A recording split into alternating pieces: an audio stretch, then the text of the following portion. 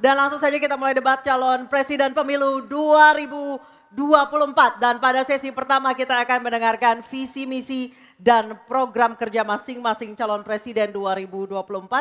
Jika pada debat kedua dimulai dari pasangan calon nomor urut 2, maka di debat ketiga kali ini kesempatan pertama akan diberikan kepada calon presiden nomor urut 3 dan para calon presiden bisa menggunakan ada 2 buah mikrofon yang tersedia baik di podium dan juga ada handy mic yang diletakkan di atas podium dan juga ghost neck yang telah tertempel di podium. Untuk itu kami persilakan calon presiden nomor urut 3 Bapak Ganjar Pranowo menyampaikan visi misi dan program kerja. Kami persilakan Bapak untuk menuju ke podium. Dalam waktu 4 menit dimulai saat Bapak berbicara. Selamat malam Bapak Ibu sekalian yang hari ini hadir di studio dan tentu saja yang menyaksikan melalui tayangan televisi atau streaming. Kami membaca sekaligus mencatat persoalan luar negeri, pertahanan keamanan, dan tentu saja dari 3 ini kami akan menyampaikan poin per poin. Yang pertama terkait dengan politik luar negeri kita. Politik luar negeri kita adalah alat untuk negosiasi terhadap dunia luar, tapi kepentingan nasional harus nomor 1. Kenapa itu menjadi penting? Karena kita mesti betul-betul bisa melakukan redefinisi terhadap politik luar negeri yang bebas aktif, yang disesuaikan dengan kondisi kekinian. Ini penting karena apa? Karena kita perlu untuk memilih, memilah, dan memprioritaskan yang menjadi kekuatan, keinginan dari bangsa dan negara ini. Rakyat butuh bekerja, rakyat butuh lapangan kerja lebih banyak, investasi harus lebih banyak. Maka kita mesti memperkuat infrastruktur diplomasi kita, duta besar, para diplomat, dan tentu saja inilah yang mesti kita berikan penugasan-penugasan untuk membereskan persoalan-persoalan kepentingan ekonomi nasional dalam konteks kekinian. Dan tentu saja kita tidak pernah lupa, Indonesia selalu setia pada kesepakatan yang pernah diambil. Dekolonisasi yang dilakukan mendorong, meyakinkan kita semua untuk membebaskan seluruh bangsa tanpa boleh mengintervensi satu dengan yang lain. Dan inilah komitmen kita pada kemerdekaan Palestina yang kita dukung terus-menerus. Maka kalaulah kemudian itu kita kerjakan, beberapa problem krisis iklim barangkali akan kita selesaikan dengan membawa pola-pola diplomasi sesuai dengan kekinian yang diperlukan. Atau barangkali kepentingan UMKM yang mesti kita bawa ke dunia internasional seperti praktek yang pernah kami lakukan di Jawa Tengah. Dan itu membuat masyarakat akan merasakan politik luar negeri jauh lebih baik. Pertahanan, sistem pertahanan rakyat semesta mesti kita dorong, kita lapisi dengan pertahanan yang betul-betul berlapis dan kita jadikan benteng pertahanan Nusantara sebagai sebuah satu kesatuan. Dan kita perlu melakukan penataan gelar pasukan karena IKN menjadi pusat gravitasi baru. Dan ini bagian dari antisipasi terhadap tarung global antara Amerika Serikat dan Tiongkok. Untuk itulah pertahanan kita mesti masuk pada wilayah 5.0 dengan teknologi sakti, dengan rudal hipersonik, senjata cyber, sensor kuantum, dan sistem senjata otonom, dan itu bisa dilakukan kalau anggaran dari Kemenhan itu 1-2% dari PDB. Sehingga MEF kita akan bisa tercapai. Karena ini yang mengerikan di 2024 saya khawatir ini tidak akan tercapai. Untuk keamanan, terorisme, narkoba, pinjaman online, judi online, kekerasan seksual, ini perlu mendapatkan perhatian termasuk TPPU. Maka reformasi kepolisian betul-betul harus mengantisipasi ini dengan penguatan cyber system kita, termasuk pengembangan SDM cyber yang kuat. Polisi yang menjadi pengabdi masyarakat betul-betul akan bisa mengayomi. Seperti kemudian pada saat saya bertemu dengan Ibu Mary Hugeng. Bagaimana Ibu Mary menceritakan bahwa polisi kita mengayomi dengan kesungguhan. Polisi kita hidup dengan sangat sederhana dan mereka punya integritas yang tinggi. Sebagai anak polisi, saya paham betul ini sesuatu yang sulit dan pasti akan bisa kita lakukan. Dan tentu saja inilah capaian-capaian yang akan kita lakukan oleh Ganjar Mahfud. Bismillah, insya Allah kami siap. Baik, terima kasih Bapak Ganjar Pranowo. Kami persilakan kembali ke tempat Pak Ganjar. kami persilakan kepada Bapak Anies Rashid Baswedan untuk menuju podium menyampaikan visi, misi, dan program kerja dengan waktu 4 menit.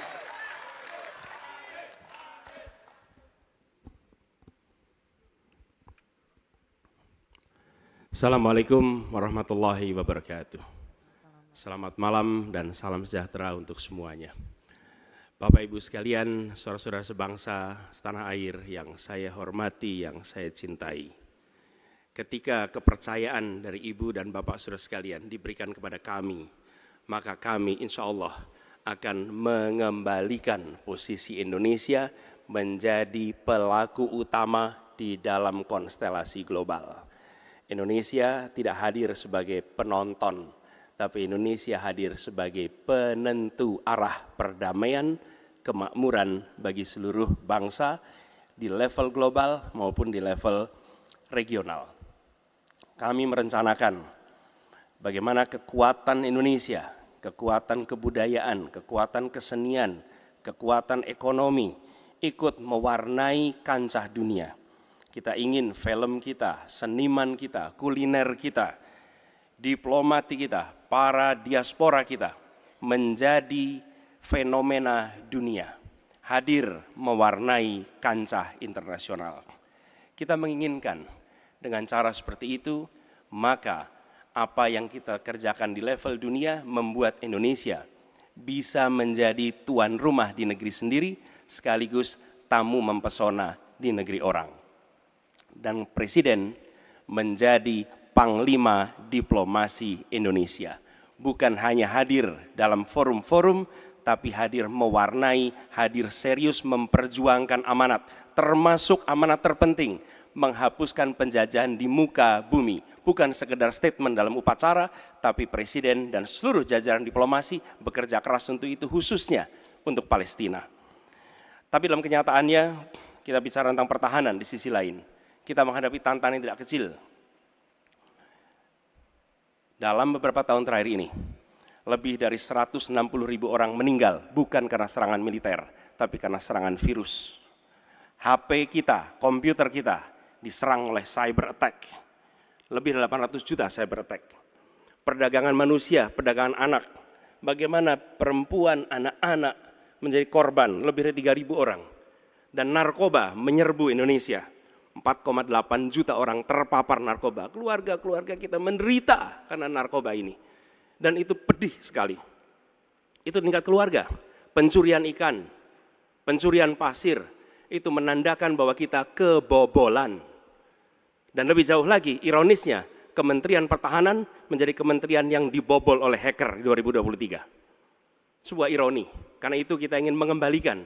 Dan 700 triliun anggaran Kementerian Pertahanan tidak bisa mempertahankan itu, justru digunakan untuk membeli alat-alat alutsista yang bekas. Di saat tentara kita lebih dari separuh tidak memiliki rumah dinas. Sementara menterinya punya, menurut Pak Jokowi, punya lebih dari 340 hektar tanah di Republik ini. Ini harus diubah. Tambah lagi, food estate singkong yang menguntungkan kroni, merusak lingkungan, dan tidak menghasilkan. Ini harus diubah. Kami akan memulai dengan kepemimpinan yang menjunjung tinggi etika, kepemimpinan yang mengandalkan data, informasi, kapasitas yang serius. Kita ingin Republik ini berperan di level global, dijaga secara serius untuk rumah tangga, untuk nasional, sehingga kewibawaan kita adalah kewibawaan berdasarkan kekuatan. Untuk itu kita butuh perubahan. Terima kasih. Assalamualaikum warahmatullahi wabarakatuh. Baik, terima kasih Bapak Anies Baswedan, dipersilakan kembali ke tempat. Harap tenang. Harap tenang, harap Kita tenang sudah hadirin, paham? harap tenang dulu. Baik, selanjutnya Harap tenang. kami persilakan kepada calon presiden nomor 2 Bapak Prabowo Subianto untuk menuju podium menyampaikan visi, misi, dan program kerja.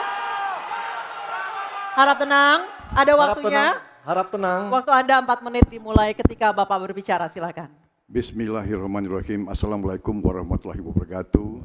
Salam sejahtera kita sekalian. Shalom, Om Swastiastu, Namo Buddhaya, salam kebajikan. Bapak-bapak, ibu-ibu sekalian yang saya hormati.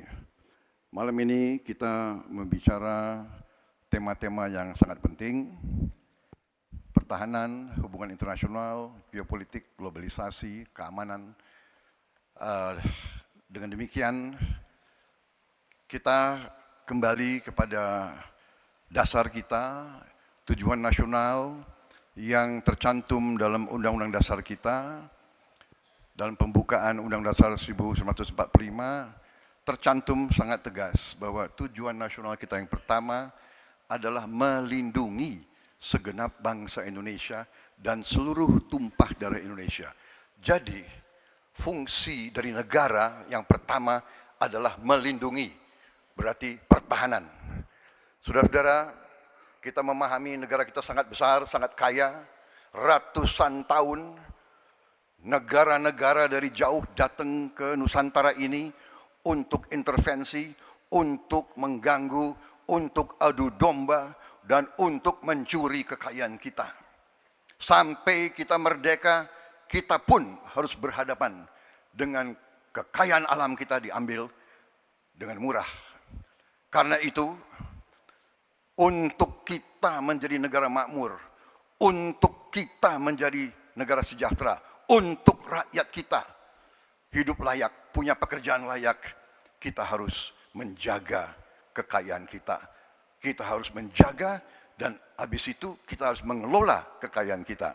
Saudara-saudara sekalian, politik luar negeri kita secara tradisi sejak awal kita merdeka adalah bebas aktif, adalah non-blok, tidak memihak, tidak ikut blok-blok, tidak ikut fakta.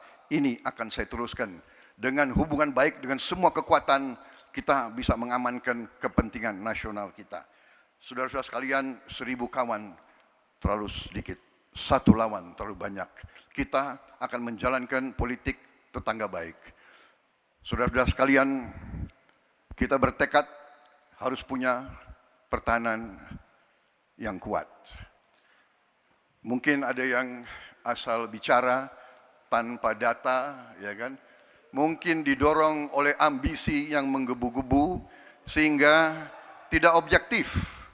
Saudara-saudara sekalian, saya sebagai Menteri Pertahanan berpegang kepada doktrin, kepada strategi nasional, dan semuanya adalah atas dasar kepentingan bangsa dan rakyat Indonesia, dan saya mampu mempertanggungjawabkan, dan saya berkeyakinan hanya dengan pertahanan yang kuat kita akan dihormati, kita akan menjaga kepentingan nasional kita. Kalau kita buka buku ilmu pengetahuan yang paling dasar, kekuatan nasional harus ada kekuatan militer. Tanpa kekuatan militer, sejarah peradaban manusia mengajarkan bahwa bangsa itu akan dilindas seperti di Gaza sekarang ini. Akan diambil kekayaannya, akan diusir dari tanah airnya. Tidak bisa tidak, kita harus kuat. Kita harus kuat. Terima kasih. Wassalamualaikum warahmatullahi wabarakatuh. Baik, waalaikumsalam warahmatullahi wabarakatuh. Kami persilakan kembali Pak Prabowo, kita berikan apresiasi yang paling meriah untuk para calon presiden pemilu tahun 2024. Sekarang diperbolehkan, silakan. Kami perbolehkan, silakan berikan apresiasi yang paling meriah. Oke. Dan pada segmen kedua ini calon presiden akan menjawab pertanyaan yang telah dibuat 11 orang panelis yang telah dipilih oleh KPU yang berada di sebelah kiri dan kanan saya. Dan selain menjawab pertanyaan dari panelis, masing-masing calon presiden juga diberikan kesempatan untuk saling menanggapi dan saling merespon. Dan perlu kami sampaikan lagi, subtema debat malam hari ini ada 6. Yang pertama sesuai dengan yang ada daftarnya di depan saya, politik luar negeri, geopolitik, globalisasi, hubungan internasional, keamanan, dan pertahanan. Hadirin sekalian, pada segmen pertama penyampaian visi misi dimulai dengan calon presiden nomor urut 3, maka di segmen kedua ini pendalaman visi misi dan program kerja akan dimulai dengan calon presiden nomor urut 1. Dan kami persilahkan Profesor Angel Damayanti, salah seorang dari panelis untuk mengambil pertanyaan subtema di dalam fishbowl. Dan nanti diperlihatkan Bu Angel ke moderator dan ke kamera. So, pertanyaan apa yang diambil oleh Ibu Angel Damayanti? Pertahanan. Pertahanan. Baik. Dan selanjutnya panelis Ibu Kuri Safitri untuk mengambil undian daftar pertanyaan dari Fishbowl. Ya, silakan Bu. Ada A, B, atau C. Kita tidak tahu apa yang diambil hurufnya. Huruf C. Oke, baik. Pertahanan huruf C. Baik, saya ambil ini A, B, C. Baik. Kita akan buka amplop pertanyaannya. Pertanyaannya masih disegel. Ya. Bapak Ibu yang di rumah juga bisa melihat pertanyaannya masih disegel. Dan kami ingatkan para calon presiden untuk mendengarkan dengan seksama Bapak-Bapak karena pertanyaan tidak akan kami ulang, hanya akan kami bacakan satu kali. Silakan dibuka Anissa, Baik. lihat apa isi pertanyaannya. Baik, Pertahanan pertanyaan huruf C ya. Ya, pertanyaan untuk calon presiden nomor urut 1 Bapak Anies Baswedan. Pertahanan negara yang tangguh dapat dicapai dengan memanfaatkan teknologi siber, kecerdasan buatan dan satelit untuk informasi geospasial. Pertanyaannya, apa kebijakan paslon untuk mendapatkan akses teknologi dan pengembangannya guna memperkuat pertahanan Indonesia? Waktu menjawab selama 2 menit Pak Anies, dimulai dari Bapak berbicara, kami persilahkan. Terima kasih. Sebelum saya menjawab pertanyaan itu, saya mengklarifikasi tadi data yang meleset. Maaf Pak Prabowo, angkanya terlalu kecil. Bukan 320 hektar, tapi 340.000 hektar. Saya klarifikasi. Kemudian Itu pun salah. melanjutkan Itu pun salah. atas apa yang Bapak, perlu saya sampaikan. Mas Anies, Pak itu Prabowo, jangan Pak Prabowo, data Pak yang Prabowo, salah. mohon Pak maaf Prabowo, Bapak. mohon maaf, ini mohon nanti tenang ada dulu kesempatannya, hadirin. baik. Mohon tenang, Harap tenang. mohon tenang, Harap tenang. harap tenang, Baik, kita akan lanjutkan. harap tenang Ya. hadirin. Silakan Bapak. Baik, ini adalah salah satu ancaman non-tradisional yang makin hari makin nyata dirasakan di Indonesia. Kita merasakan keluarga-keluarga kita, HP, komputer, menghadapi tantangan hacking. Karena itulah menurut kami perlu sekali kita membangun satu struktur pertahanan cyber yang serius. Dan ini tidak cukup dengan memberikan tugas pada sekelompok orang. Satu adalah dengan membangun satu sistem yang komprehensif, perencanaan komprehensif yang melibatkan seluruh lembaga termasuk komponen masyarakat. Yang kedua adalah pengadaan teknologi-teknologi terbaru, tapi kuncinya bukan semata-mata pada teknologinya. Kuncinya adalah pada pelibatan semua secara semesta. Yang ketiga, yang tidak kalah penting adalah mekanisme untuk merespon balik apabila terjadi kondisi serangan. Sehingga bisa memiliki kecepatan untuk recover, kecepatan untuk kembali dalam sistem ketika terjadi serangan-serangan cyber itu. Jadi menyusun ini, satu adalah melibatkan secara komprehensif, yang kedua menggunakan teknologi terbaru, yang ketiga sistem recovery yang cepat. Terima kasih. Baik, terima kasih Pak Anies. Kami persilakan kepada calon presiden nomor urut 2, Bapak Prabowo Subianto untuk menanggapi calon presiden nomor urut 1 dengan waktu 1 menit saat Bapak berbicara akan dimulai. Silakan Pak. Ya, sekali lagi ya saya berpandangan Pak Anies juga terlalu teoritis, semuanya bagus, indah, tetapi yang nyata tentang masalah AI, cyber, teknologi tinggi dan sebagainya adalah sumber daya manusianya, awaknya. Saya begitu jadi menteri, saya membentuk 4 fakultas baru di bidang science, teknologi, engineering, dan mathematics. Kita menyiapkan putra-putri kita terbaik untuk menguasai teknologi, untuk menguasai science, untuk menguasai artificial intelligence, untuk menguasai cyber. Bukan barang yang kita beli, kita harus kuasai know-how-nya, kita harus kuasai sistem yang harus kita pegang. Dan menurut saya itu adalah inti daripada masalah. Tidak hanya bicara-bicara yang baik-baik saja. Waktu sudah habis Pak Prabowo. Selanjutnya calon presiden nomor urut 3 Bapak Ganjar Pranowo untuk Baik menanggapi. hadirin kami harap tenang. Harap Hadirin tenang. kami harap tenang. Silakan Bapak Ganjar Pranowo untuk menanggapi jawaban calon presiden nomor urut 1. Waktu Anda 1 menit dimulai ketika berbicara. Yang pertama kita mesti menguatkan BSSN. Dan kita penting untuk membuat security system yang baik. Bahkan selain membangun SDM dan infrastruktur yang baik, maka kecepatan internetnya dan coveragenya harus tinggi. Maka kalau kita kemudian membuat satu sistem infrastruktur yang bagus, jangan dikorupsi. Ini yang kemudian jadi persoalan. Maka tidak pernah selesai. Dan tentu saja LPDP itu punya potensi yang sangat tinggi untuk memberangkatkan orang-orang anak-anak hebat ke sana. Namun demikian, ketika mereka sudah balik, mereka mesti diberikan ruang untuk bisa bekerja. BRIN bisa kita libatkan. Ya, mereka bisa membuat kolaborasi yang sangat bagus. Bahkan kemudian pengamanan di kepolisian, saya kira perlu cyber institution yang dipimpin oleh Jenderal Bintang 3. Dan kita perlu duta besar cyber. Baik, masih ada sisa waktu. Ya. Baik, cukup. Dan sekarang Harap tenang. hadirin harap tenang, kita berikan kesempatan kepada 3 orang capres kita untuk berbicara. Kami persilakan pada Pak Anies untuk menanggapi 2 capres sebelumnya. Silakan Pak Anies, waktu 1 menit. Memang benar, membangun sistem itu salah satunya. Satu adalah perangkat lunak, satu adalah perangkat kerasnya. Dan itu salah satunya adalah seperti disampaikan terkait dengan sumber daya manusia. Persoalannya, kalau tadi disebut ada yang teoritis, ada yang kedua tidak dilaksanakan. Jadi selama 5 tahun ini, apa yang dikerjakan dalam mempertahankan sistem cyber kita? Mohon tenang. Justru di situ letak problemnya.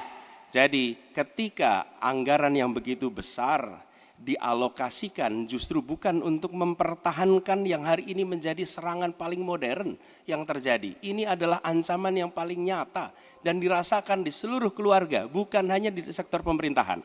Karena itu menurut kami langkahnya investasi jangka panjang boleh, tapi manfaatnya itu baru dirasakan bisa 5 tahun, 10 tahun yang akan datang. Pertanyaannya hari ini dan kemarin apa? Dan itulah yang menjadi fokus kita. Segera siapkan sistemnya, segera siapkan orangnya, segera siapkan langkahnya. Baik, masih ada waktunya Bapak. Waktu Baik, habis. terima kasih. Harap tenang Bapak Ibu Harap tenang, hadirin yang ada acara di sini. masih harus kita lanjutkan. Harap tenang Kita Bapak sudah dan Ibu. dengarkan bersama-sama tadi tata tertibnya seperti apa, mohon tenang. Kita lanjutkan, selanjutnya beralih ke pertanyaan kedua untuk calon presiden nomor urut 2 Bapak Prabowo Subianto. Untuk itu kami persilahkan kepada panelis Profesor Evi Fitriani untuk mengambil pertanyaan subtema di dalam fishbowl dan diperlihatkan kepada seluruh hadirin, moderator, dan para calon.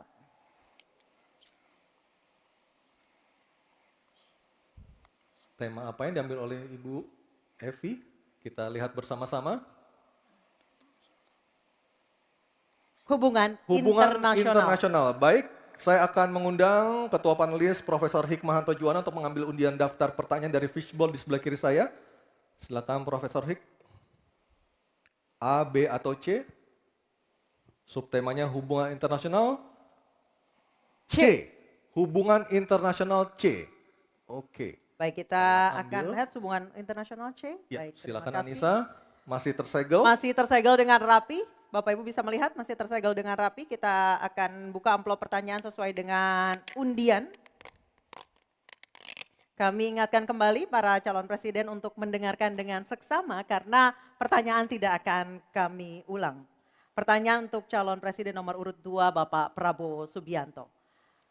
Sebagai inisiator Dasasila Bandung 1955, Indonesia menginspirasi dunia dalam membangun kerjasama selatan-selatan. Pertanyaannya, apa strategi paslon untuk menyusun peta jalan yang lebih konkret dalam memperkuat kerjasama tersebut? Waktu Silakan. menjawab 2 menit Pak Prabowo, kami persilahkan. Baik, dalam hubungan internasional yang utama bagi Indonesia harus tentunya kepentingan geopolitik kita dan kepentingan ekonomi kita. Karena itu yang utama adalah kita harus memperkuat ekonomi dalam negeri Indonesia. Kita harus menjaga kekayaan kita harus mengelola kekayaan kita harus hilirisasi supaya nilai tambah berpuluh-puluh kali naik. kita kumpulkan kekuatan aset-aset dan keuangan kita, kita sejahterakan rakyat kita, baru kita akan disegani, kita akan didengar oleh semua negara, terutama negara-negara selatan. Kita sekarang pun sudah jadi panutan bagi banyak negara di Afrika. Begitu banyak negara di Afrika sekarang melihat ke kita, datang ke kita, minta belajar dari kita, karena kita dianggap negara selatan yang cukup berhasil. Inflasi rendah, pertumbuhan masih ada, neraca perdagangan kita bagus, surplus perdagangan mungkin 5 tahun berturut-turut, kita sekarang jadi panutan. Jadi leadership kita di dunia, di hubungan internasional akan tercermin dan terimpak oleh keberhasilan kita mengelola kekayaan kita, menghilangkan kemiskinan di negara kita, rakyat kita, meraih teknologi, menjadi negara industri, itu yang akan membuat kita memimpin dunia selatan. Terima kasih. Baik, terima kasih Pak Prabowo. Hadirin mohon tenang, kami persilakan kepada Pak Ganjar untuk menanggapi jawaban dari Pak Prabowo dalam waktu 1 menit dimulai saat Bapak berbicara. Kami persilakan Pak Ganjar. Selatan-selatan kita punya potensi yang hebat. Kita punya sumber daya alam yang sangat bagus. Kalaulah kita mau konsentrasi saja untuk bisa menuntaskan kekuatan yang berbasis pada sumber daya alam, ambil satu saja, teknologi baterai. Maka kalaulah kemudian kita akan bekerja sama dengan selatan-selatan, nikel kita miliki. Tapi boksit, ya, kita bisa share dengan beberapa negara yang lain. Ada juga litium umpama dengan Argentina. Maka kalau kemudian ini kita konsentrasikan penuh, betapa kekuatan ekonomi akan besar, ini menciptakan lapangan kerja, dan kita menyiapkan jemput bola SDM yang unggul untuk bisa meraih itu, dan kekuatan itu akan berimbas kepada rakyat kecil. 1, butuh lapangan kerja, 2, dia butuh daya beli yang baik, dan yang ketiga, mereka butuh pekerjaan karena ada lapangan kerja yang disediakan oleh pemerintah. Baik, waktunya habis. Baik. Harap tenang. Harap tenang. Selanjutnya giliran calon presiden nomor 1 Bapak Anies Baswedan untuk menanggapi. Waktu Bapak 1 menit dimulai ketika berbicara. Penjelasan tadi tidak menggambarkan tentang peran Indonesia di selatan-selatan. Itu hanya menggambarkan apa yang disampaikan Pak Prabowo tentang bagaimana kita membangun Indonesia. Dan ketika kita membangun dengan baik tidak otomatis lalu jadi contoh. Yang harus dilakukan adalah seperti yang dilakukan ketika era Bung Karno pada waktu itu, Ali Sastroamidjojo. Apa yang dikerjakan? Merangkul semua. Membawa apa yang menjadi agenda selatan-selatan, bukan menceritakan agenda kita. Semua orang bisa baca di Google tentang apa yang kita kerjakan. Tapi kalau kita menjangkau pemimpin-pemimpin selatan-selatan dan presiden menjadi panglima diplomasi, bukan sekedar hadir di forum-forum menjadi salah satu penonton, salah satu hadirin, tapi datang ke sana membawa ini agenda selatan-selatan. Apa misalnya? Kita berhadapan dengan climate crisis, yang biaya untuk menghadapi climate crisis itu tinggi sekali. Dan ketika kita bicara dengan selatan-selatan, yuk kita bicara dengan utara. Bagaimana membiayai climate crisis sebagai satu kesatuan. Indonesia jadi pemimpin selatan-selatan. Baik. Baik, tenang. Hadirin kita harap tenang. Kembali kami berikan kesempatan kepada Bapak Prabowo untuk menyampaikan tanggapannya atas jawaban dari 2 capres sebelumnya. Kami persilakan Pak dalam waktu 1 menit. Saya kok banyak setuju dengan Pak Ganjar ya. Ya, kalau benar masuk akal, saya setuju. Kalau ngomong-ngomong ya kumaha. Ya, jadi leadership apakah negara, apakah perorangan, tapi terutama juga negara, harus dengan contoh, ingarso sung telodo. Kita mau mimpin, kita mau bawa agenda, kita mau cerita itu cerita, omon, ya. Tak bisa. Kenapa negara-negara selatan sekarang melihat ke Indonesia? Karena kita berhasil membangun ekonomi kita. Jadi Tidak hanya omon. Kerjanya omon saja. Nggak bisa. Tidak bisa. Baik. Waktu habis, Ingarso Pak Sung Prabowo. Tulodo. Waktu habis.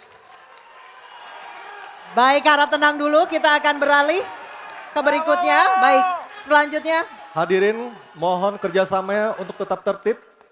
Mohon kerjasamanya sekali lagi. Baik, selanjutnya kita beralih ke pertanyaan untuk calon presiden nomor urut 3, Bapak Ganjar Pranowo. Untuk itu kami persilakan panelis Bapak Imade Andi Arsana untuk mengambil pertanyaan subtema di dalam fishbowl dan setelah terambil boleh langsung diperlihatkan. Ya, sudah ada 2 subtema yang kita bahas. Ini adalah yang ketiga, Anissa ya, dan juga pemirsa.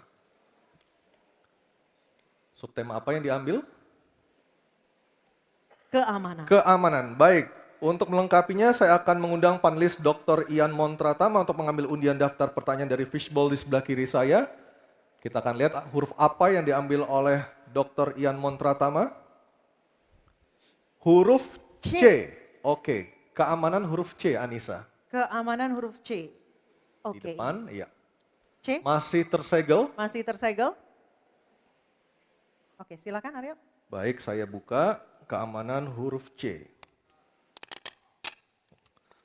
Dari suara juga masih tersegel. Masih Mas, ya? tersegel dengan rapi. Baik, ini adalah pertanyaan untuk calon presiden nomor urut 3, Bapak Ganjar Pranowo. Kewenangan institusi di sektor keamanan sangat penting, namun masih terjadi tumpang tindih. Pertanyaannya, bagaimana komitmen paslon terhadap penataan institusi pertahanan dan keamanan? Terima kasih. Membereskan yang tumpang tindih.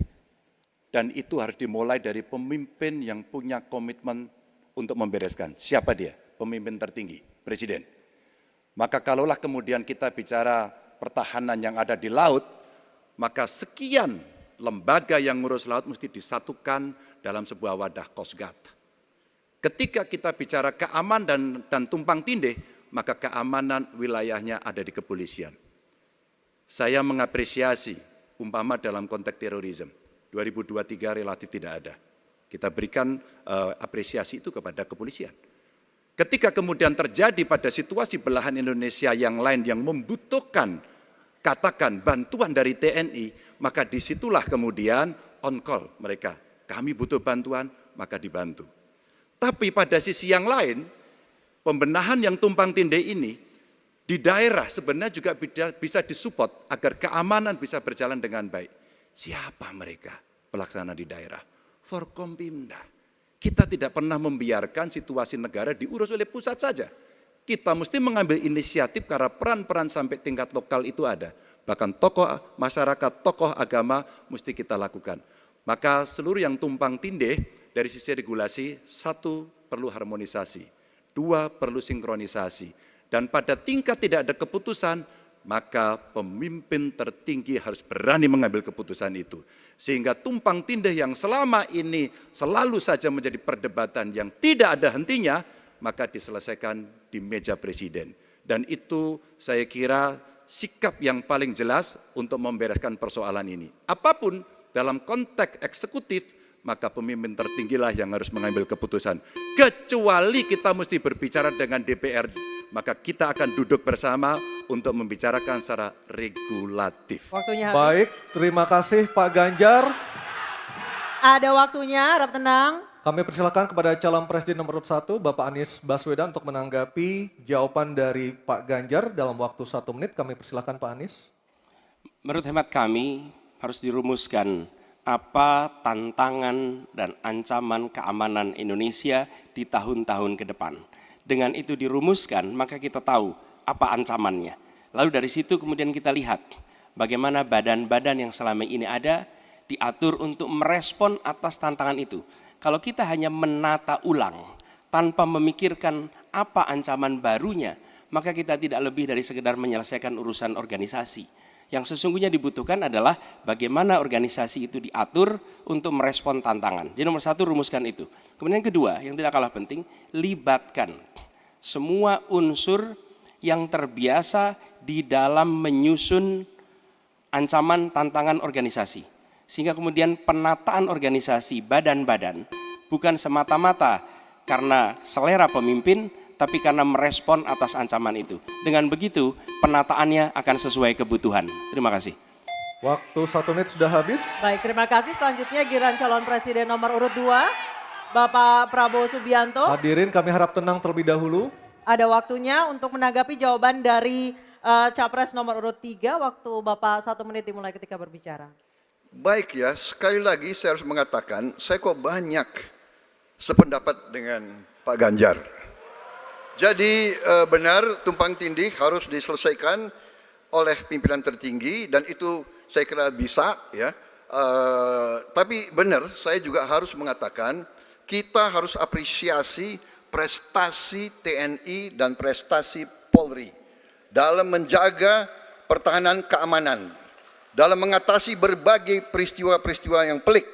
Harus kita akui, menghadapi terorisme, bom Bali, Peloso, dan sebagainya.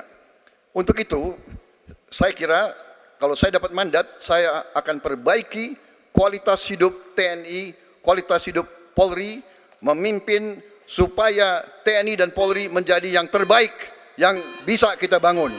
Dengan keunggulan TNI dan Polri, Polri langsung di bawah Presiden, kita akan Waktunya habis, berbuat Bapak. yang baik untuk rakyat kita. Terima kasih. Selanjutnya kita kembali ke calon presiden nomor urut 3, Bapak Ganjar Pranowo untuk merespon Mohon tenang. tanggapan dari kedua capres tadi. Waktu Anda 1 menit dimulai ketika berbicara, silakan. Ketika overlap kelembagaan ditanyakan kepada saya, maka saya sudah pelajari apa yang ada. Data, kondisi sosiologis, konflik antar kelembagaan, itu bukan tiba-tiba turun dari langit. Karena kami sudah baca datanya, kami melihat prakteknya, pengalaman kami 10 tahun di DPR dan 10 tahun di gubernur, cukuplah sudah untuk membuat analisis kondisi sosiologis yang ada. Maka tidak perlu lagi kita akan mengundang lebih banyak orang untuk meneliti starting from zero. Ini starting from the end. Dan kemudian kita mesti memutuskan cepat. Maka kalaulah kemudian seluruh data itu sudah ada di kepala kita, sudah tertuliskan dengan baik, maka yang diambil adalah keputusan karena kita punya konsep untuk memutuskan itu. Kecuali kita blank dan kita tidak pernah tahu dari mana Anda akan memulai. Karena saya tahu dari mana itu memulai. Terima kasih. Baik, terima kasih Pak Ganjar. Kita akan lanjutkan acara kita malam hari ini. Kita sepakat untuk menjaga ketertiban. Baik, dimohon tenang. Baik. Kepada 3 calon presiden, Bapak Anies Baswedan, Bapak Prabowo Subianto, dan Bapak Ganjar Pranowo. Mohon Kita tenang. sudah sepakat, Mohon Bapak-bapak, tenang, kita sudah Ibu-ibu. sepakat tadi untuk menjaga ketertiban. Oke, kami mohon untuk menuju ke podium, Bapak-bapak. Baik, di segmen ini kami akan kembali dengan pendalaman visi misi dan program kerja calon presiden 2024 dengan memberikan pertanyaan yang telah dibuat oleh 11 panelis. Namun sebelum itu kami ingatkan sekali lagi para hadirin dimohon untuk tenang dan supaya acara ini dapat berlangsung dengan kondusif. Dan menghormati hak berbicara Betul. calon presiden yang sedang berbicara. Nisa ya. Dan untuk segmen ketiga ini pertanyaan dimulai untuk calon presiden nomor urut 2 Bapak Prabowo Subianto dan kami persilakan kepada panelis Ibu Iren Gayatri untuk mengambil undian subtema pertanyaan di dalam fishbowl. Kami persilakan Bu Iren.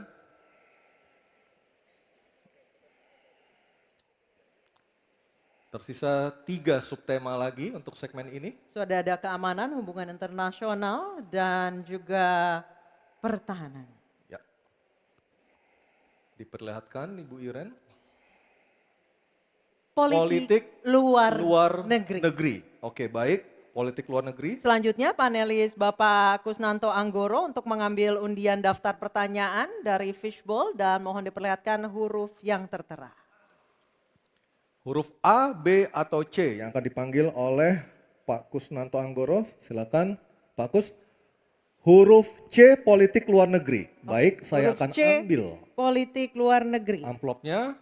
C, politik luar negeri masih tersegel. Silakan Anissa. Baik, ini amplopnya masih tersegel Bapak Ibu. Dan kami ingatkan sekali lagi para calon presiden untuk mendengarkan dengan seksama karena pertanyaan tidak akan kami ulangi. Dan pertanyaan untuk calon presiden nomor urut 2 Bapak Prabowo Subianto. Utang luar negeri adalah instrumen pembayaran yang sah. Namun, ada risiko intervensi kedaulatan oleh negara pemberi utang. Pertanyaannya, apa kebijakan paslon untuk menghindari intervensi kedaulatan Indonesia akibat utang yang terus bertambah? Waktu menjawab 2 menit Pak Prabowo, kami persilahkan. Baik, mengenai utang luar negeri, ternyata Indonesia sekarang hutang luar negeri kita sebagai rasio perbandingan terhadap produk domestik bruto kita salah satu terendah di dunia. Jadi masih kita sekitar berada di sekitar 40%, sedangkan banyak negara jauh di atas kita. Kedua, kembali lagi dengan manajemen yang prudent, pengelolaan yang baik, dan dengan strategi ekonomi yang tepat, terutama dengan hilirisasi, di mana kita bisa mendapat keuntungan sebagai bangsa, ini memperkuat posisi tawar kita. Jadi saya kok tidak terlalu khawatir negara lain mau intervensi kita soal hutang. Kita sangat-sangat dihormati, kita tidak pernah default. Saya keliling seluruh dunia, mereka sangat hormat dengan Indonesia, kita tidak pernah gagal hutang, dan saya sangat optimis. Tapi kembali, kita harus punya kekuatan pertahanan yang kuat, supaya tidak bisa diintervensi, tidak bisa digertak, tidak bisa diintimidasi. Hanya dengan kekuatan kita akan dihormati dan kita akan amankan kekayaan kita, amankan ekonomi kita, amankan pembangunan kita menuju Indonesia makmur, Indonesia kaya. Terima kasih. Masih ada sisa waktu Pak Prabowo? Ya, Mohon tenang. saya tegaskan kembali ya bahwa pelajaran sejarah manusia yang lemah akan selalu ditindas. Kita lihat saja apa yang terjadi di Gaza. Kita tidak boleh lemah, kita tidak boleh Baik, waktu habis. dilindas oleh bangsa habis, lain. Pak Prabowo, kami persilahkan kepada calon presiden nomor urut 1, Bapak Anies Baswedan, untuk menanggapi jawaban dari capres nomor urut 2 dalam waktu. Oke, silakan Anissa. Baik, selanjutnya capres nomor urut 2, jawaban capres nomor urut 2 akan ditanggapi oleh calon presiden nomor urut 3, Bapak Ganjar Pranowo. Kami persilakan Bapak, waktu Anda 1 menit. Kita membaca buku Convention of Economic Hitman dari John Perkin, bahwa hutang-hutang itu memang bisa mematikan. Maka hati-hati kalau mau hutang. Terutama pada infrastruktur yang punya risiko tinggi. Kita mesti hitung betul, kita mesti prudent betul. Karena ini pernah dilakukan dan membuat banyak negara kolaps karena hutang. Namun demikian, kalau mau pakai kekuatan dalam negeri, artinya wajib hukumnya kita mendorong ekonomi tumbuh 7%, kemudian govern berjalan bisa dengan baik, maka ICOR bisa turun 4%, dan kemudian kita mesti betul-betul anti korupsi. Kalau itu tidak dilakukan, maka tidak akan tumbuh ekonomi yang ada di tempat kita. Ease of doing business mesti dilakukan. Hanya saja memang kalau kita bicara pada industri pertahanan kita, mesti kita kuatkan industri dalam negeri. Jadi mohon maaf kaitan dengan hutang, no utang, no usang. Sehingga alutsista kita betul-betul kita lakukan transfer of teknologi dari dalam negeri. Waktunya Baik, habis. waktu sudah habis. Mohon tenang, mohon tenang, mohon tenang. Sekali lagi mohon tenang. Kami persilakan kepada calon presiden nomor urut 1, Bapak Anies Baswedan, menanggapi jawaban dari capres nomor urut 2 dalam waktu 1 menit, Pak Anies. Sebaiknya disebutkan berapa persentase yang ideal, Pak, untuk kita di Indonesia. Kalau hanya mengatakan bahwa kita termasuk yang terbaik, berapa angkanya? Menurut hemat kami, kita harus bisa mencapai maksimal angka 30% dari GDP. Sehingga kita aman di situ, di bawah 30%. Dan itu caranya apa? Dengan satu, menata hutangnya, yang kedua memperbesar GDP-nya. Yang tidak kalah penting adalah melakukan pengembangan skema-skema yang lebih kreatif dalam mencari hutang luar negeri, termasuk pelibatan swasta. Lalu memastikan bahwa ada perluasan wajib pajak yang harapannya nanti akan memperkuat juga GDP kita. Di samping mengurangi kebocoran pajak. Dan hutang-hutang yang kita gunakan untuk aktivitas produktif. Jangan hutang itu digunakan untuk kegiatan yang non-produktif. Misalnya, hutang dipakai untuk membeli alutsista bekas oleh Kementerian pertahanan. Itu bukan sesuatu yang tepat. Justru kita harus sebaliknya yang kita kerjakan. Baik. Terima kasih. Harap tenang dulu. Harap tenang dulu. Kita kembali ke calon presiden nomor urut 2, Bapak Prabowo Subianto, untuk merespon tanggapan dari kedua capres. Waktu Bapak 1 menit, silakan. Saya nggak mengerti. Jangan-jangan guru kita, buku kita sama, Pak Ganjar. Kok saya banyak sependapat. Terus aja. Saya akan bilang AA. Saya bukan orang macam-macam. Tapi Pak Anies, saya kira Pak Anies perlu belajar ekonomi lagi, ya kan? Jadi kalau bilang ideal 30%, dasarnya apa?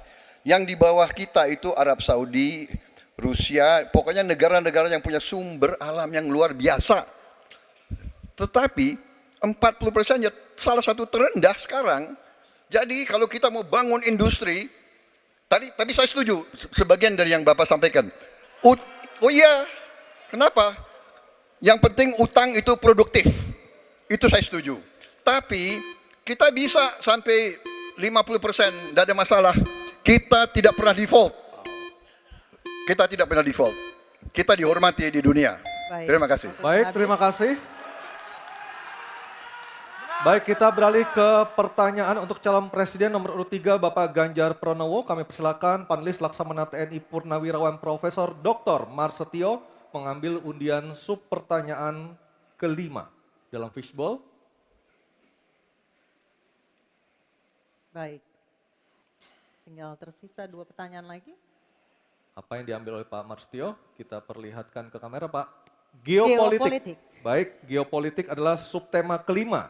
Dan selanjutnya kami persilakan kepada panelis Bapak Philip J. Vermonte untuk mengambil undian daftar pertanyaan dari dalam fishbowl.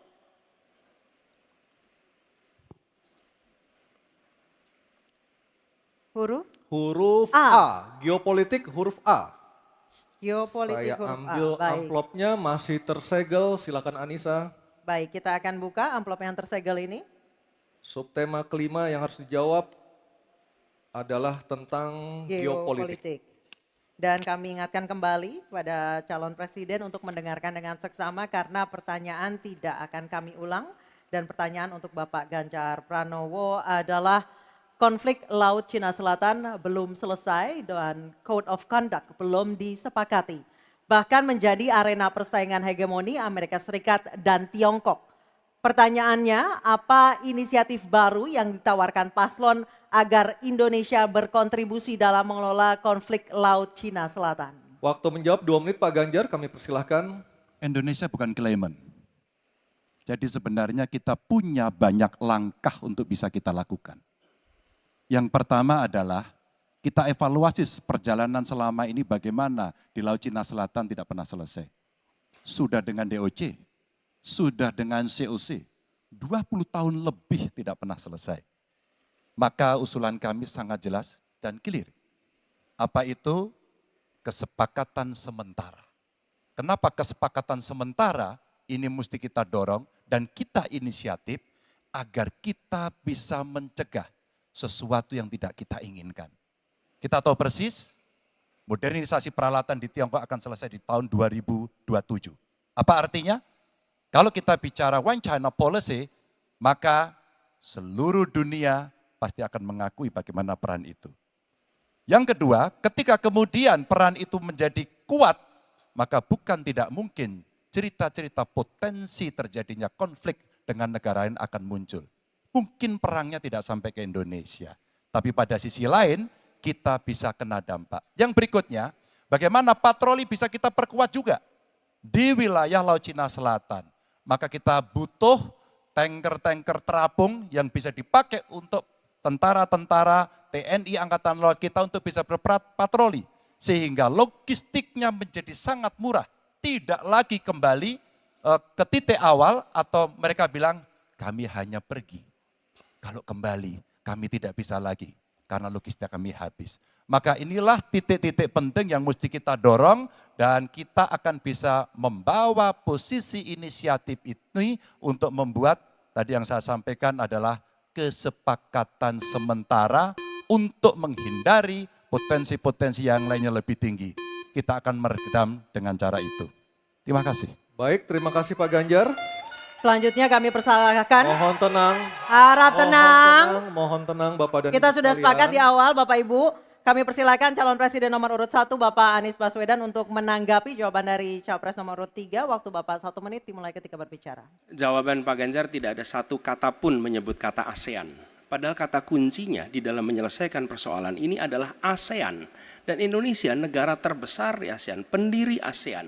Indonesia harus kembali menjadi pemimpin ASEAN yang dominan. Bukan sekedar hadirin dalam summit-summit ASEAN. Kita menjangkau semua dan negara-negara ASEAN yang sekarang ini menjadi pintu masuk bagi kekuatan Tiongkok misalnya di Laut Cina Selatan.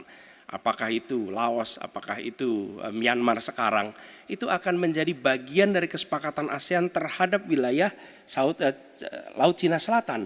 Bila di ASEAN kita membangun kesepakatan, bagaimana kita menata, bagaimana menghadapi kekuatan luar ASEAN. Karena kekuatan luar ASEAN yang datang di sini, maka kita menghadapinya sebagai satu regional. Bukan sekedar Indonesia berhadapan dengan negara lain, tapi satu region. Dan Indonesia memimpin ASEAN. Itu kata kuncinya menurut saya. Terima kasih. Baik, terima kasih Pak Anies. Mohon tenang Bapak dan Ibu sekalian. Mohon tenang. Kita lanjutkan Pak Prabowo untuk menanggapi jawaban dari capres nomor urut 3. Waktu Bapak 1 menit dimulai dari Bapak berbicara. Jadi keadaan Laut Cina Selatan menggarisbawahi bahwa kita perlu kekuatan pertahanan yang kuat. Kita perlu platform untuk patroli, kita perlu satelit, kita perlu banyak sekali. Dan untuk itu pertahanan harus kita bangun. Dan tadi ya sekali lagi Pak Anies ngomong-ngomong barang bekas karena Pak Anies rupanya tidak mengerti masalah pertahanan. Ya, tidak. Saya bersedia Pak Anies mengundang Pak Anies di tempat yang Pak Anies suka, kita diskusi. Saya akan bawa data. Saya akan bawa data yang sebenar-benarnya. Ya. Jadi barang-barang bekas itu menurut saya menyesatkan rakyat. Itu Pak tidak pantas seorang profesor ngomong begitu. Ya. Karena dalam pertahanan hampir 50% alat-alat dimanapun adalah bekas, tapi usianya masih muda. Baik, Jadi waktunya habis Pak Prabowo. Terima kasih. Baik, selanjutnya kita, harap tenang, kita sudah sepakat di awal. Kita kembali ke calon presiden nomor urut 3 Bapak Ganjar Pranowo untuk merespon tanggapan dari kedua capres. Waktu Bapak 1 menit silakan. Terima kasih Mas Anies, saya tidak memberikan catatan ASEAN. Saya tahu persis pengambilan keputusan di ASEAN itu rumitnya minta ampun. Karena harus dengan konsensus. Maka kenapa banyak persoalan tidak selesai. Disitulah ketika kemudian amanah yang diberikan kepada saya, revitalisasi ASEAN. Agar kemudian pengambilan keputusannya tidak bulat. Sehingga kalau kita berbicara Laut Cina Selatan kemudian menggerakkan ASEAN, oke itu betul. Tapi terbayangkan DOC, COC yang sudah lamanya minta ampun 20 tahun lebih tidak pernah selesai. Maka pengambilan keputusannya, proses pengambilan keputusan di ASEAN itulah yang mesti juga kita review sehingga akan bisa lebih cepat. Yang berikutnya, saya sepakat alutsista angkatan laut yang ada di sekitar sana harus menjadi prioritas. Dan begitu saya jadi presiden, kita tunjukkan kedaulatan kita, gas yang ada di Natuna Utara harus dieksploitasi oleh kita sendiri untuk menunjukkan power kita pada Waktu dunia. sudah habis Pak Ganjar, terima kasih. Oke.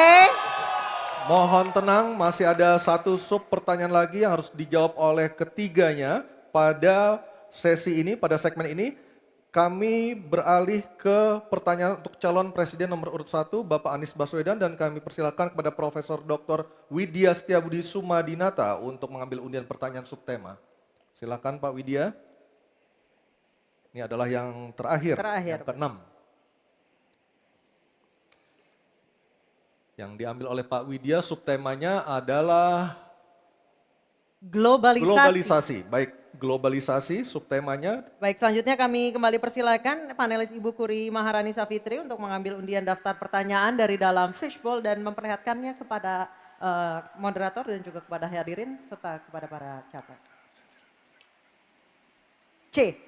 Globalisasi C. Baik, saya ambil amplopnya C, globalisasi masih tersegel. Anissa silahkan. Baik, sekali lagi masih tersegel. Ini globalisasi huruf C. kita akan lihat Ya. bersama. Kami ingatkan kembali sekali lagi bagi para calon presiden untuk mendengarkan pertanyaan dengan seksama karena kami tidak akan ulang. Pertanyaan untuk Bapak Anies Baswedan adalah globalisasi membuka peluang masuknya budaya asing ke Indonesia, tetapi juga memungkinkan budaya Indonesia untuk mendunia. Pertanyaannya, bagaimana strategi paslon mempromosikan budaya populer Nusantara untuk mendukung pertumbuhan ekonomi nasional? Waktu Bapak menjawab 2 menit Pak Anies, kami persilahkan. Ya. Negara harus mengalokasikan sumber daya yang cukup di bidang kebudayaan, bukan dipandang sebagai biaya tapi dipandang sebagai investasi. Dengan begitu, maka karya-karya kita dari mulai kuliner, karya seni seperti film itu menjadi tumbuh berkembang dan kemudian bisa dibawa ke level global. Dan kita berencana di dalam diplomasi ini melibatkan semua, diaspora dilibatkan, mahasiswa dilibatkan, mereka yang berada di luar diajak menjadi bagian dari diplomasi. Kemudian yang tidak kalah penting, kita ingin membangun rumah kebudayaan Indonesia di tiap-tiap region di seluruh dunia. Sehingga di tiap-tiap region kita akan memiliki satu tempat di mana Indonesia menunjukkan karya budayanya, di mana kita menjual kepada mereka bukan sekedar komoditas-komoditas perekonomian, tapi juga kita menawarkan kepada mereka nilai karya budaya Indonesia. Kemudian kuliner, kita merencanakan untuk membantu mendorong tumbuhnya restoran-restoran, kafe-kafe Indonesia di berbagai kota besar di seluruh dunia. Sebagaimana sekarang di Jakarta kita menyaksikan banyak sekali restoran asing di sini. Kita harus memiliki rumah kuliner Indonesia di berbagai tempat. Dan itu siapa? Negara yang ada di belakangnya. Negara yang fasilitasi. Dengan begitu maka swasta yang terlibat akan bisa mengelola ini, tapi awalnya investasi dari negara. Dan lalu disiapkan kredit yang memungkinkan bagi usaha kecil mikro untuk menjadi bagian dari diplomasi kebudayaan Indonesia. Kemudahan di dalam permodalan, kemudahan di dalam mengakses pasar internasional, itu semua dilakukan supaya seluruh jajaran bisa terlibat di dalam kampanye diplomasi kebudayaan Indonesia. Terima kasih. Baik, terima kasih Pak Anies. Baik, selanjutnya calon presiden nomor urut 2. Harap tenang. Mohon tenang, Bapak dan Ibu, mohon tenang. Calon presiden nomor urut 2 Bapak Prabowo Subianto untuk menanggapi jawaban dari capres nomor urut 1. Waktu Bapak 1 menit, silakan. Saya kira yang disampaikan Pak Anies masuk akal ya, walaupun memang itu bersifat normatif ya. Memang kembali kalau dikatakan negara yang harus berperan, kuncinya adalah bahwa kita ini harus punya dana yang cukup. Kita harus punya tabungan yang cukup. Kita harus punya sovereign wealth fund yang cukup. Untuk itu kita harus punya laba yang cukup. Kita harus punya neraca perdagangan yang positif. Kita harus punya tabungan yang banyak. Dan untuk itu hanya bisa dilakukan dengan hilirisasi, dengan penghematan, dengan efisiensi, dengan penerimaan pajak yang baik dan yang efisien. Saya kira itu. Baik, terima kasih Pak Prabowo. Selanjutnya kita dengar, mohon tenang, kita dengar tanggapan ataupun jawaban dari calon presiden nomor urut 3 Bapak Ganjar Pranowo menanggapi jawaban capres nomor urut 1. Waktu Anda 1 menit Pak Ganjar, kami persilahkan. Teknologi digital sudah mendunia, kita semua menggunakan itu. Maka ada satu kata namanya viralisme. Maka ketika kemudian ada yang konvensional, kita mendorong agar para duta besar kita, diplomat kita untuk menjadi tenaga pemasar, mereka menjadi fasilitator, mereka juga kemudian mempromosikan yang ada di dalam negeri maupun menarik yang potensi di luar negeri ke dalam negeri dengan berbagai kerjasama dan fasilitasi dari negara, maka viralisme sebenarnya bagian yang bisa kita dorong dari tanah air sendiri. Kalau kita lihat Nicky, Rich Brian, Karina seorang intelektual yang hebat sekali yang menemukan antivirus AstraZeneca. Dia diaspora yang hebat, kita promosikan, kita viralkan. Nicky Rich Brian voice of Baceprot yang kemudian mendunia kita fasilitasi, maka dialah yang akan bisa mendapatkan keuntungan dan sekaligus menjadi diplomat Baik. Sudah Indonesia. habis, Habis. Pak Ganjar. Oke, harap tenang. Mohon Harap tenang. Harap tenang. Selanjutnya kita kembali ke calon presiden nomor urut 1 Bapak Anies Baswedan untuk merespon tanggapan dari kedua capres. Waktu Bapak 1 menit, silakan.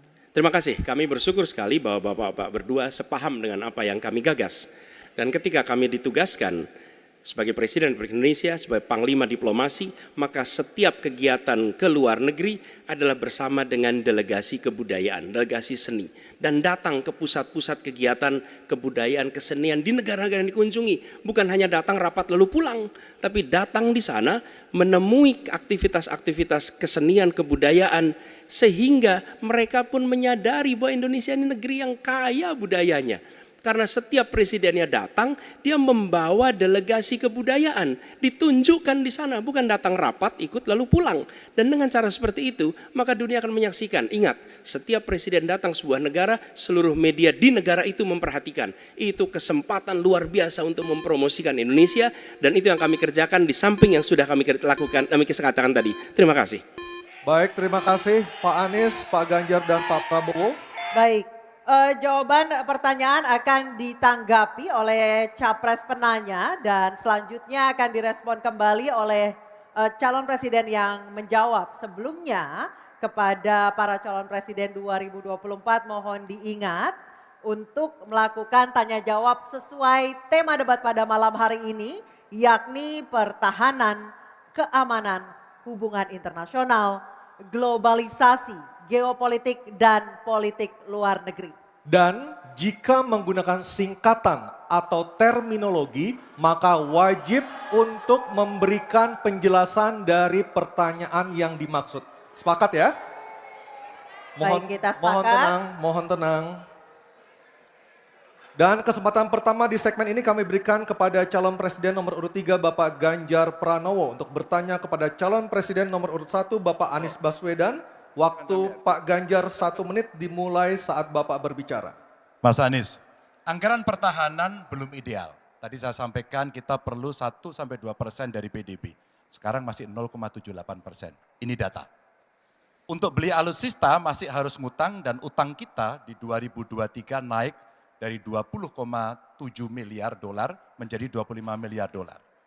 Padahal target Renstra kita, perlu saya panjangkan, rencana strategis ya. Minimum essential force di 2024 tidak tercapai kira-kira. Karena sekarang hanya 65,49% dari target. Kira-kira menjadi pertanyaan saya nih Mas Anies. Apa solusi ekonomi pertahanannya untuk kita bisa mengejar ketertinggalan dan kemudian menyelesaikan persoalan-persoalan itu agar pertahanan kita menjadi strong? Baik, masih ada Bapak sedikit lagi? Cukup pertanyaan. Baik. Baik, terima kasih Pak Oke, Ganjar. Mohon untuk tenang. kami persilakan Bapak Anies Baswedan untuk menjawab waktu Ya. Bapak 2 menit. Silakan. Terima kasih Pak Anjar.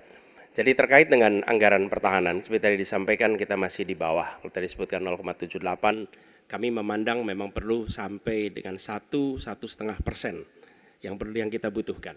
Dan untuk itu maka kita harus memperbesar GDP kita, memperbesar APBN kita. Karena itulah pertumbuhan ekonomi menjadi penting. Dengan pertumbuhan ekonomi yang merata dan berkualitas, harapannya maka kita memiliki masukan negara yang cukup. Kemudian yang kedua, tadi terkait dengan hutang. Hutang-hutang yang digunakan untuk aktivitas produktif yang meningkatkan kesejahteraan, menumbuhkan perekonomian.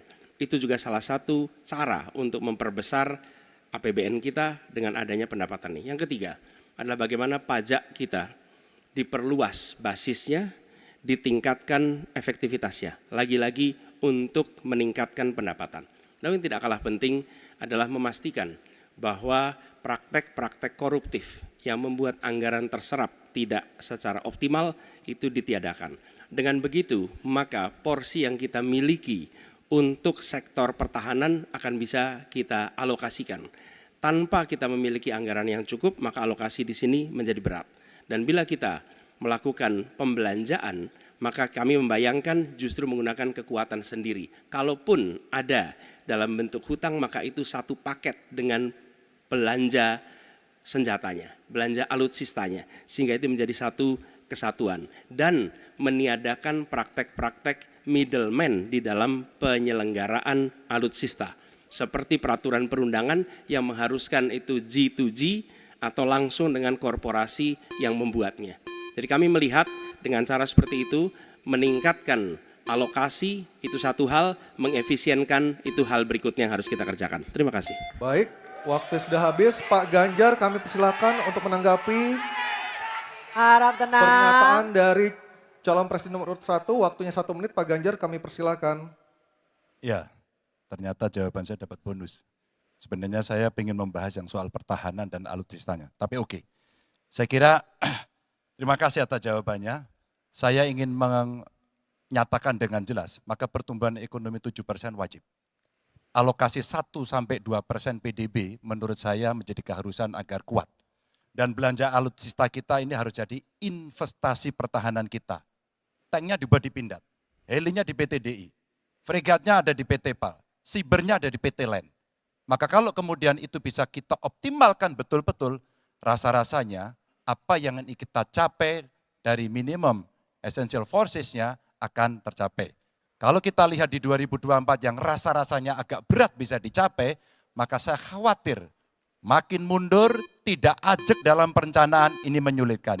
Dan kita perlu garda samudra untuk mengawal Indonesia dan pertahanan sakti 5.0. Waktu habis, terima kasih Pak Ganjar. Kami persilakan, oke, tenang. Kami persilakan Bapak Anies untuk menanggapi tanggapan dari Pak Ganjar, waktu Anda 1 menit. Silakan. Ya, Bapak. pemanfaatan atas sumber daya lokal itu penting, perlu kita teruskan. Dan kita perlu memanfaatkan juga, memastikan bahwa tenaga-tenaga dalam negeri untuk bidang pertahanan itu diinvestasikan secara serius. Pembahasan mengenai investasi sumber daya manusia ini kunci. Kita perlu mengirimkan lebih banyak lagi generasi baru untuk ilmu-ilmu alutsista. Sehingga ke depannya penyelenggaraan alutsista domestik bisa berkembang. Itu satu hal dalam jangka panjang. Nah, karena itu saya sepahaman tentang pentingnya dalam negeri. Tapi tidak kalah penting ketika kita berbicara tentang memastikan bahwa belanja alutsista itu bersih, tidak melibatkan korporasi-korporasi yang punya masalah dengan korupsi. Dengan begitu maka bukan saja anggarannya efisien, tapi tidak bocor di dalam belanja alutsista. Baik, terima kasih Pak Anies, waktunya sudah habis. Mohon tenang Bapak dan Ibu sekalian, baru saja kita lihat nomor urut 3 dan 1 saling berhadapan dengan tanya jawab dan memberi tanggapan. Dan selanjutnya kami berikan kesempatan kepada calon presiden nomor urut 1 Bapak Anies Baswedan akan bertanya kepada calon presiden nomor urut 2 Bapak Prabowo Subianto. Untuk itu kami persilakan Pak Anies untuk bertanya, waktunya 1 menit dimulai dari Bapak berbicara. Terima kasih. Semakin tinggi jenjang kepemimpinan, semakin luas cakupannya, semakin kompleks organisasinya, maka pemimpin makin mengandalkan pada nilai. Bukan lagi teknis-teknis, tapi makin mengandalkan pada nilai. Itu yang membedakan antara kepemimpinan yang kompleks dengan yang sederhana. Nah, pertanyaan yang ingin saya sampaikan kepada Bapak adalah apa hubungan antara standar etika seorang pemimpin negara dengan kemampuannya dalam menjaga pertahanan, keamanan, dan kedaulatan negara. Terima kasih. Baik, waktu masih ada Pak Anies. Sudah cukup. Cukup? Baik, kami persilakan kepada calon presiden nomor urut 2 Bapak Prabowo Subianto untuk menjawab pertanyaan dari Bapak Anies. Waktu Bapak 2 menit dimulai ketika berbicara, silakan. Saya sependapat bahwa semakin tinggi, semakin kompleks, memang kepemimpinan itu butuh nilai. Nilai-nilai yang sangat fundamental. Pertama, nilai adalah cinta tanah air. Kedua, kejujuran. Ketiga, kebersihan yang Bapak bolak-balik ngomong. Harus memberi contoh. Tidak boleh korupsi dengan bentuk apapun.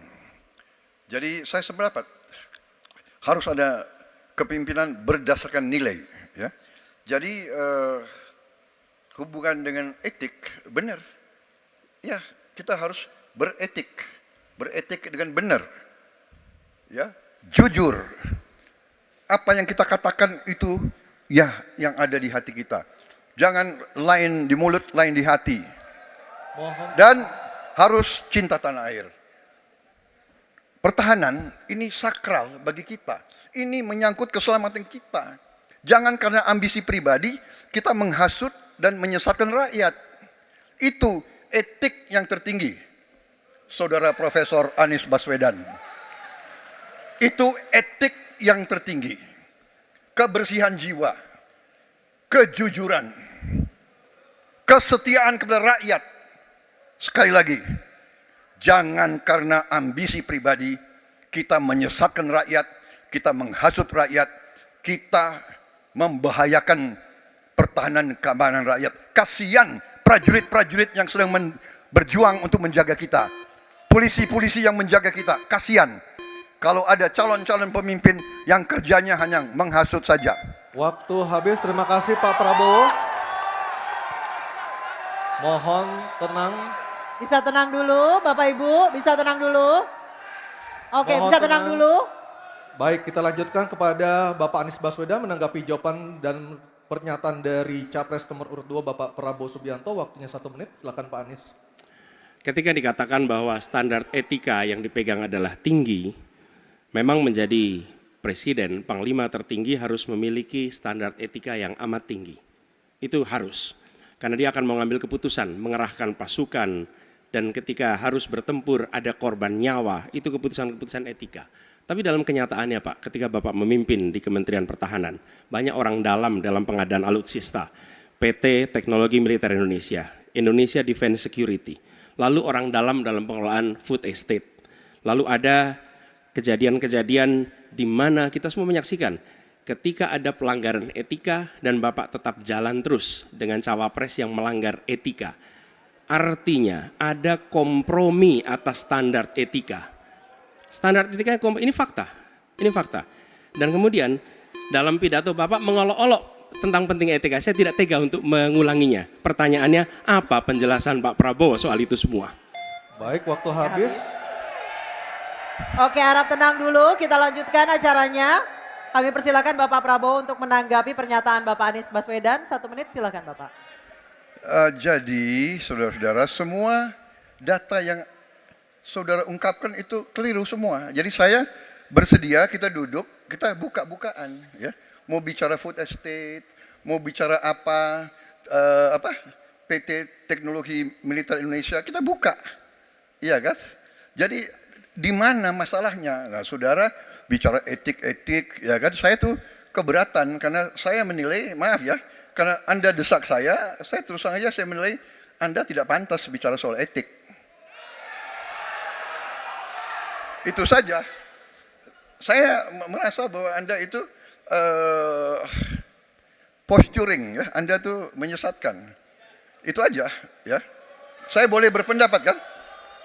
Saya menilai Anda tidak berhak bicara soal etik karena Anda memberi contoh yang tidak baik soal etik. Terima kasih. Mohon tenang, mohon tenang. Oke. Harap tenang, kita sudah sepakat Bapak Ibu yang ada di ruangan. Baik, sekarang saatnya kita akan melihat calon presiden nomor urut 2 dan 3 saling bertanya dan menanggapi. Diawali dengan calon presiden nomor urut 2 Bapak Prabowo Subianto bertanya kepada calon presiden nomor urut 3 Bapak Ganjar Pranowo. Kami persilakan Pak Prabowo, waktunya 1 menit. Baik, Pak Ganjar. Pak Ganjar mengatakan bahwa anggaran pertahanan kita sebaiknya naik 1-2%. Dan bahwa kita harus membangun industri pertahanan dalam negeri yang kita utamakan. Pertanyaan saya, kalau kita menaikkan sampai dengan 1-2%, bagaimana sikap Bapak dalam mengambil keputusan tentang teknologi yang mana yang kita prioritaskan dalam peningkatan pertahanan itu. Postur mana? Daratlah, lautlah, udara, atau ketiga-tiganya, atau kita mengarah ke teknologi yang lebih canggih lagi. Terima kasih. Baik, masih ada waktunya Bapak? Cukup? Baik. Kami persilakan Bapak Ganjar untuk menjawab pertanyaan dari Pak Prabowo. Waktu Anda 2 menit, silakan Bapak. Terima kasih. Mudah-mudahan saya didudukan di tengah memang agak mendinginkan dua kawan saya kiri kanan. Makasih Pak Prabowo. Mana pilihannya dari matra itu? Proporsional Pak. Tapi tidak ada serangan yang akan masuk melalui darat karena kita negara archipelagic. Maka yang mesti diperkuat hari ini adalah laut. Prioritas. Laut, mereka butuh sonar Pak. Mereka butuh sensor-sensor Pak. Dan hari ini mereka menyampaikan kepada saya kebutuhan itu nomor 1 hari ini. Yang berikutnya tentu udara. Kenapa udara? Kami tidak bisa Pak. Dan saya senang kalau nanti Bapak dalam forum ini menjelaskan ide Bapak untuk membeli pesawat bekas. Kenapa ini menjadi penting? Kami tidak rela dengan statement Bapak tadi yang saya dukung Pak. Kasihan prajurit. Pak kalau pilotnya itu mesti dilatih 3 tahun, pesawatnya bekas Pak. Dan dia harus datang lagi, pelatihan lagi Pak. Dengan resiko yang sangat tinggi, tentu itu sangat berbahaya. Maka peningkatan itu Pak di awal saya sampaikan, kenapa pertumbuhan harus tinggi? Kenapa industri dalam negeri menjadi prioritas? Bahkan saya sebut tadi, tank dibuat di mana, heli, fregat, cyber dibuat di mana, agar kita bisa konsisten dalam perencanaan pembangunan, termasuk ketika kita membuat kapal selam yang sudah dimulai dari PT PAL. Yang kerjasamanya kalau tidak salah Bapak batalkan dengan Korea Selatan. Tolong Pak kalau saya keliru, ini kesempatan Bapak Yang untuk mana? bisa Yang menjelaskan. mana dibatalkan? Dengan PT PAL yang kerjasama dengan Korea Selatan. Kapal selam. Pak Prabowo, Jadi nanti itu. Ini nggak apa-apa kalau saya terima sebenarnya debat sebenarnya seperti ini. Kalau boleh tanya jawab langsung. Baik, akan silakan menarik. Bapak Ganjar, silakan. Silakan Oke. lebih menarik. silakan Pak dilanjutkan, masih ada waktu. Masih ada waktu Pak Ganjar. Iya, ya karena sudah selesai. The stage is yours Pak, silakan. Baik, silakan Pak Prabowo, waktunya 1 menit. Baik, terima kasih Pak Ganjar. Kesempatan saya bisa menjawab. Jadi, alat perang itu usianya kurang lebih 25 sampai 30 tahun. Pesawat terbang, kapal perang dan sebagainya. Jadi bukan soal bekas dan tidak bekas, tapi usia pakai, ya. Kemudahan. Jadi pesawat umpamanya pesawat Mirage 2005 yang ada di Qatar yang rencananya kita ingin akuisisi itu usia pakainya masih 15 tahun, Pak. Dan teknologi ini mengarah kepada yang lebih canggih. Kita menunjukkan yang canggih, yang terbaru. Tapi kalau kita beli baru, datangnya Pak, baru 3 tahun, dan operasionalnya itu baru 7 tahun Pak. Nah sementara 3-7 tahun ini, kita perlu deterrent, kita perlu kemampuan. Itu maksudnya latar belakang. Jadi saya kira itu yang bisa saya jelaskan, tapi waktu yang singkat Baik, tidak waktunya cukup. habis, Baik, Bapak. waktu sudah habis. Saya kembali ke Capres nomor 3. Tenang dulu. Bapak Ganjar untuk menanggapi tanggapan dari Pak Prabowo. Silakan Bapak 1 menit. Ya awalnya saya percaya sekali bahwa Bapak akan memahami ini. Tapi hari ini saya menjadi meragukan. Karena saya bertanya kepada pilot, saya bertanya kepada Angkatan Laut pada persoalan ini. Perencanaan pembangunan yang top down membuat seluruh matra hanya menerima saja. Kenapa ini saya sampaikan Pak? Maka kalau kita bicara katakan bukan soal cerita bekasnya, buat kami tidak. Karena Yuwono Sudarsono pernah menolak itu dan apa yang Bapak rencanakan hari ini ditunda. Apa artinya? Saya kira perencanaannya terlalu gegabah pada soal itu. Dan keseriusan itu tidak dimunculkan sama sekali pada pengelolaan industri pertahanan dalam negeri. Di mana PT PAL kemudian hari ini sudah mendapatkan hutang dan kemudian dia tidak bisa melaksanakan apapun pada soal itu. Maka ini menjadi catatan, tapi saya berterima kasih karena Pak Prabowo menjelaskan itu. Dan mudah-mudahan masyarakat menjadi jelas posisinya. Baik, waktunya. Baik, terima kasih Pak Ganjar, Pak Prabowo dan Pak Anies. Kita berikan aplaus yang meriah untuk ketiga calon presiden kita, Bapak dan Ibu sekalian. Dan kami ingatkan lagi ada 6 subtema malam hari ini, pertahanan, keamanan, hubungan internasional, globalisasi, geopolitik, dan politik luar negeri. Jadi sudah kita kunci ya, Betul. Anissa ya. Hanya ada 6 subtema yang kita bahas malam hari ini dan juga jika menggunakan terminologi atau istilah maka harus dijelaskan. Nah. Dan selanjutnya kami persilakan calon presiden nomor urut 1 Bapak Anies Baswedan untuk bertanya kepada calon presiden nomor urut 3 Bapak Ganjar Pranowo. Waktu Bapak 1 menit, kami persilakan Pak Anies. Terima kasih Pak Ganjar. Pertanyaan ini terkait dengan kinerja Kementerian Pertahanan. Ketika tadi kita bahas sama-sama situasi pertahanan kita, Bapak tadi membahas tentang bagaimana belanja alutsista, bagaimana rencana tentang minimum force itu bisa dicapai dan lain-lain. Bapak melakukan review itu.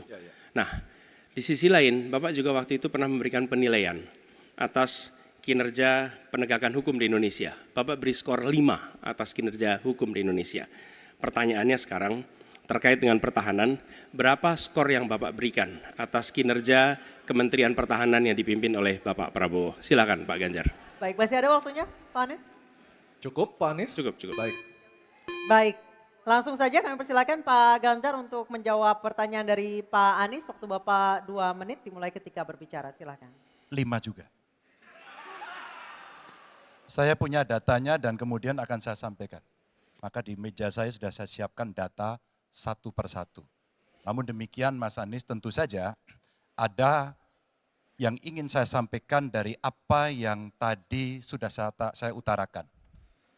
Ketika kemudian kita ingin membangun sistem pertahanan kita, maka dalam perencanaan kita tidak boleh gonta-ganti. Kita mesti ajak, mesti konsisten. Kedua, kita mesti mendengarkan betul-betul dari seluruh matra. Maka seluruh proses perencanaannya harus bottom up. Sehingga saya ketemu dengan seseorang berpangkat cukup tinggi, Pak, kalau Bapak kasih persenjataan kepada saya yang tidak saya butuhkan, sudah saya siapkan museum untuk saya taruh di sana. Situasi seperti ini tentu tidak mengenakan. Tapi ini harus kita buka apapun kondisinya untuk perbaikan bangsa. Kritik otokritik itu menyehatkan. Tidak ada kok rasa dengki di hati saya. Yang ada adalah bagaimana rasa cinta tanah air ini mesti kita wujudkan. Agar kemudian kita betul-betul bisa menjadi negara kuat di banyak area dan kita berbicara di dunia internasional disegani. Bung Karno telah menyampaikan itu. Daulat politik itu wajib. Berdikari dalam bidang ekonomi mesti dituju. Dan kita punya kepribadian dalam kebudayaan. Sekarang daulat ekonomi pertahanan kita mesti kita tunjukkan. Maka ketika banyak perusahaan-perusahaan waktu itu yang sangat strategis dibikin, itu mimpi sejak dari lama pendiri bangsa agar kita menjadi negara kuat. Dan itulah yang sebenarnya kita-kita yang harus meneruskan itu. Begitu Mas Anies. Ya, makasih Pak Ganjar. Cukup Pak Ganjar, baik Pak Anies. Silakan menanggapi jawaban dari Pak Ganjar, waktu 1 menit Pak Anies, silakan. Jadi TNI, tentara kita, polisi kita, semua bekerja luar biasa di lapangan. Kita harus berikan rasa hormat dan terima kasih. Karena mereka mengerjakan hal-hal yang sulit, hal-hal yang berat. Tapi sisi kebijakan menurut saya lebih parah. Kenapa? Di era Pak SBY, kenaikan gaji terjadi 9 kali. Selama era ini hanya bernaik gaji 3 kali dan akan naik nanti tahun depan. Karena menjelang pemilu mungkin naik gajinya. Tapi di sisi lain, kesejahteraannya tidak dipikirkan dengan serius. Tukin hanya 80%. Lihat Kementerian Keuangan, lihat Kementerian PUPR. Menteri-menterinya mengusahakan peningkatan tukin di mereka. Lalu kita lihat tadi alutsista yang bekas, yang itu resikonya adalah keselamatan dari TNI kita. Mereka bekerja keras menjaga setiap jengkal tanah Republik ini. Tetapi mereka tidak didukung dengan policy. Karena itu menurut saya skornya justru di bawah 5 Mas Ganjar. Kalau 5 itu ketinggian Pak Ganjar. Terima kasih Pak Ganjar. Baik, waktu habis Pak Anies. Pak Ganjar silakan jawab pertanyaan dari Pak Anies. Waktu Bapak 1 menit. Silakan Pak Ganjar. Mas Anies gak usah takut. Disebut aja angkanya berapa gitu loh. Kayak saya gitu loh. Jangan di bawah 5, sebut aja berapa. 11 Mas, dari 100. Oke. Ini sedikit ngajari kendel Mas Anies biar berani. Apa yang kemudian saya lakukan dari jawaban saya untuk membela para TNI kita? Saya bersama mereka. Saya mendengarkan, saya berkeliling Indonesia, saya mampir bertemu di rumah-rumah mereka, di asrama-asrama mereka. Maka kami tidak mau kalau kemudian mereka, mohon maaf, bertempur dan mati sia-sia. Saya tidak rela. Maka itulah yang saya bela. Maka perencanaan bottom up itu betul-betul sebuah perencanaan yang mereka inginkan, mereka harapkan, dan mereka bisa menggunakan dengan sangat efektif. Termasuk pada soal kesejahteraan tadi yang disampaikan. Dan saya sepakat pada soal itu. Baik, terima kasih Pak Ganjar. Mohon tenang, mohon tertib Bapak dan Ibu sekalian. Kita akan lanjutkan, kami persilahkan kepada Capres nomor 2 Pak Prabowo untuk bertanya kepada Capres nomor 1 Bapak Anies Baswedan. Waktunya 1 menit Pak Prabowo, kami persilahkan. Saya cukup kaget karena beberapa hari yang lalu calon wakil presiden Bapak menyampaikan bahwa negara kita tidak dalam keadaan perang, sehingga untuk apa kita harus beli alat-alat perang. Tapi hari ini Bapak mengatakan Bapak setuju dengan kenaikan anggaran 1-2%. Jadi itu saya minta ketegasan. Yang kedua, ya sekali lagi data-data yang Bapak pegang adalah keliru, dan juga Pak Ganjar tadi juga banyak kelirunya. Saya sangat transparan, dan semua partai yang mengusung Bapak, Profesor Anies, mendukung APBN, berarti mendukung program saya. Termasuk PDIP di Komisi 1.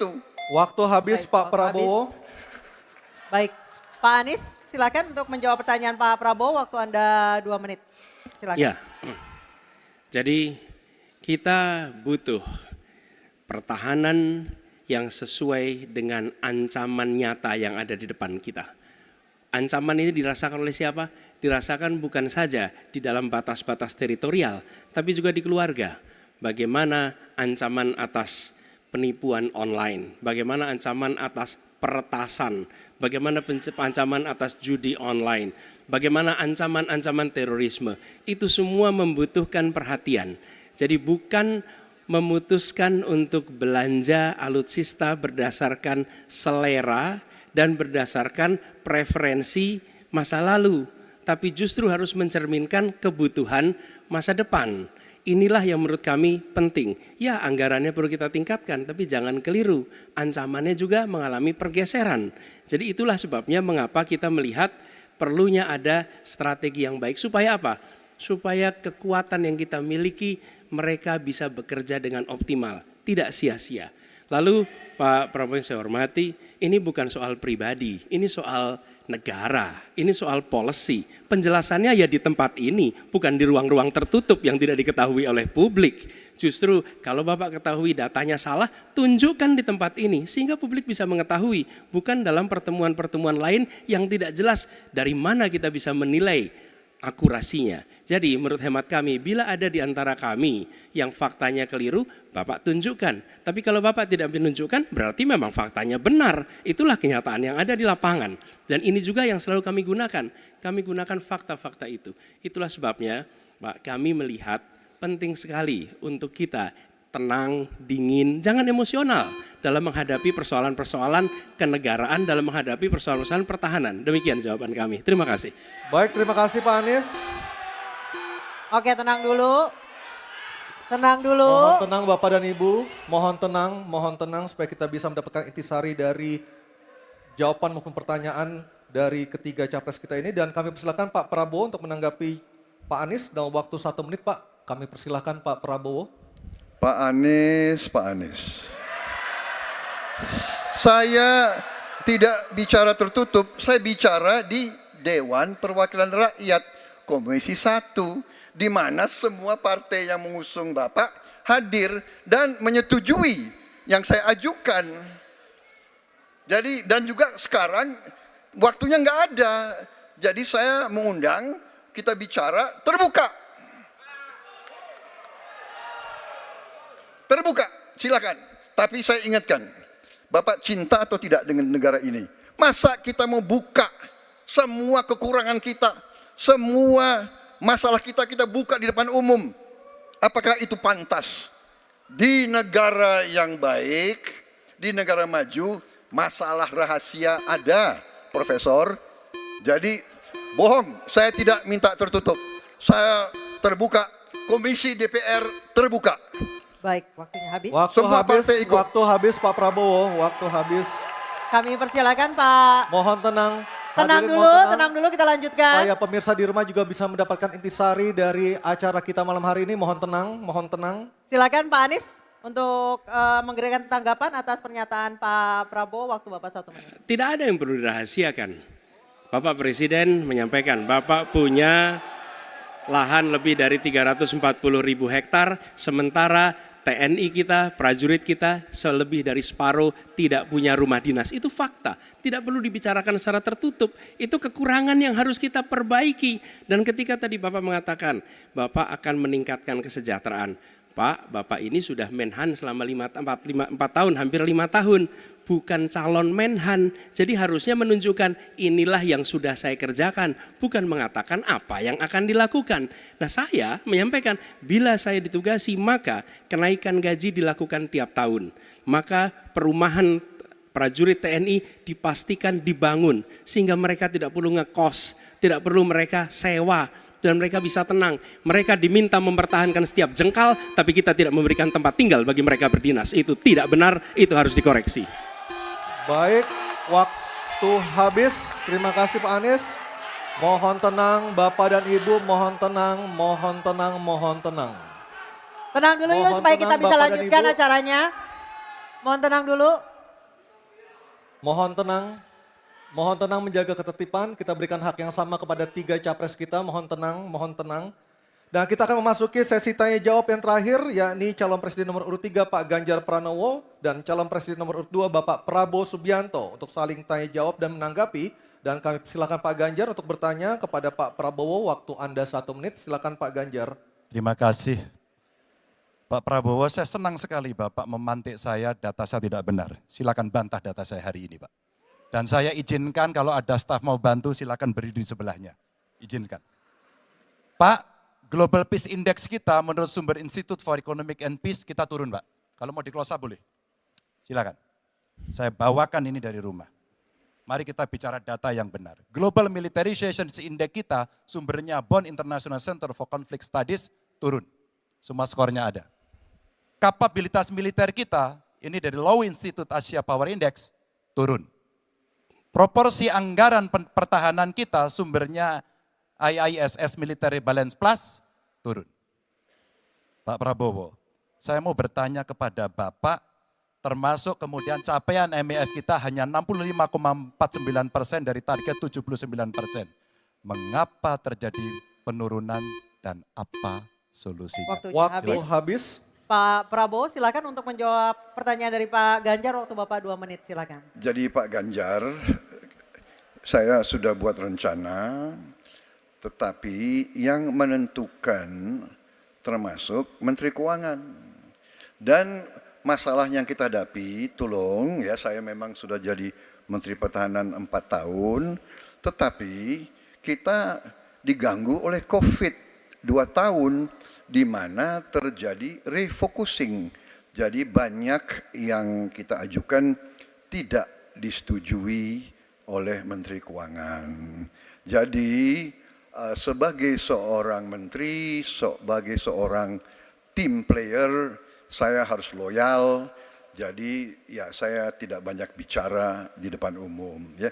Tapi data-data yang Bapak ungkapkan masalah pesawat bekas, ya.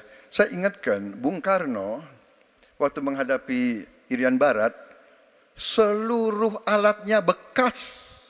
Pak Ganjar, Bung Karno, seluruh pesawat terbang, kapal selam, cruiser, destroyer, semuanya bekas. Ya. Jadi kita juga masih pakai banyak sampai sekarang pesawat bekas. Jadi banyak data Bapak, mungkin niat Bapak baik, tapi mungkin tim Bapak, staf Bapak itu keliru memberi masukan. Ya. Jadi dalam alat perang, saya katakan, bukan baru dan bekas, tapi usianya. Usianya, kalau pesawat flying hours. Ya.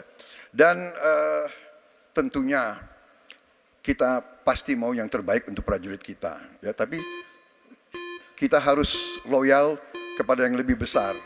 COVID, ada krisis Ukraina, pangan naik, BBM naik. Waktu habis Pak Prabowo, terima kasih. Kami persilakan Pak Ganjar untuk menanggapi jawaban dari Pak Prabowo. Waktu Anda 1 menit, mohon tenang. Maaf, kali ini Bapak tidak menjawab sama sekali pertanyaan saya, Pak. Saya pengen data yang Bapak katakan salah, data pertahanan Anda ini, Anda pertahanan saya, silahkan Anda bantah di sini. Bapak tidak mampu membantah dan Bapak menjelaskan pesawat bekas. Saya tidak pernah berbicara pesawat bekas dalam pertanyaan saya. Minimal saya bertanya, tadi kalau Bapak, maaf, mendengarkan terakhir, capaian MIF kita hanya 65-49% dari target 79%, dan ini mengkhawatirkan karena akhir tahun ini sudah harus selesai. Bapak juga tidak menjawab. Jadi artinya sebenarnya apa yang Bapak jawab dari seluruh pengelolaan pertahanan yang ada di Indonesia ini? Sungguh-sungguh saya meragukan itu karena data ini kemudian Bapak tidak mampu membantah di sini.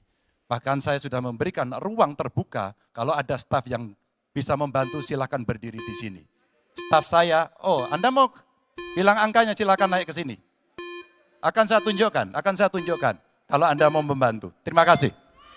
Baik, terima kasih Pak Ganjar. Oke, tenang dulu. Tenang dulu. Kami persilakan Pak Prabowo untuk tanggapan dari pernyataan Pak Ganjar. Waktu Bapak 1 menit, silakan. Ya, jadi begini, yang Bapak ungkapkan itu saya bisa bantah, waktunya tidak cukup. Saya siap berjumpa dengan Bapak. Mari kita bahas satu persatu, akan saya buktikan. Saya butuh hari ini, Pak. Nggak bisa. Saya tidak dikasih waktu. Jadi Anda tidak fair. Anda minta saya kasih penjelasan yang begitu rumit, tapi waktu saya terbatas. Jadi saya transparan, saudara. Dan yang saya katakan, kalau kita bicara MEF itu mulai dari berapa periode yang lalu. Ya, kalau kita mau buka-bukaan, Menteri Pertahanan sebelum saya, apakah tidak juga berpengaruh?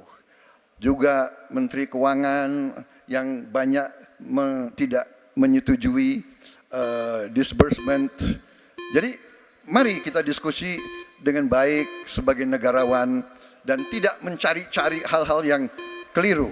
Waktu habis Pak Prabowo, terima kasih. Kita berikan apresiasi untuk ketiga calon presiden kita.